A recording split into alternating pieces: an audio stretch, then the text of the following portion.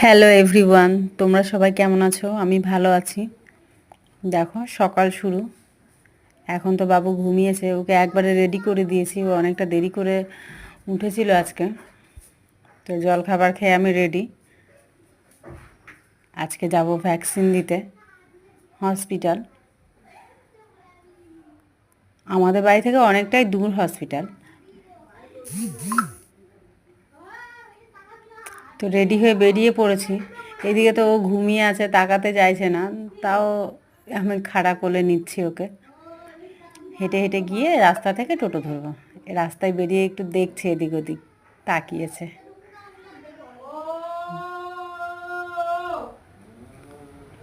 দেখো হসপিটাল পৌঁছে বসে আছি লাইনে। একটু দেরি হয়ে গেছে, আমি সববার লাস্টে। দেখতেই পাচ্ছ কত ভিড়। সব বাচ্চারা আজকে একটু হলেও কান্না করবে। আজকে বাবুর একটাই ভ্যাকসিন দেবে, তাও শুনে ভালো লাগলো একটা দেবে। না হলে তো দুটো তিনটে হলে কান্না করতো। এটা ভ্যাকসিন দেওয়ার পর ও অতটাও কান্না করেনি। আর দেখো, এটা হচ্ছে খুবই একটা প্রিয় জায়গা, আমাদের স্কুল। বোনের সঙ্গে এসেছিলাম, ওর একটু দরকার ছিল, এর জন্য ঢুকেছি স্কুলে। তো স্কুলে ঢুকে পুরনো দিনগুলোর কথা মনে পড়ছে, ছোট্টবেলার স্মৃতিগুলো। খুবই ভালো লাগছে স্কুলে ঢুকে। এখন স্কুলটা কত সুন্দর সাজিয়ে গুছিয়ে রাখে। আমাদের বেলাও রাখতো, কিন্তু এখন একটু বেশি রাখে।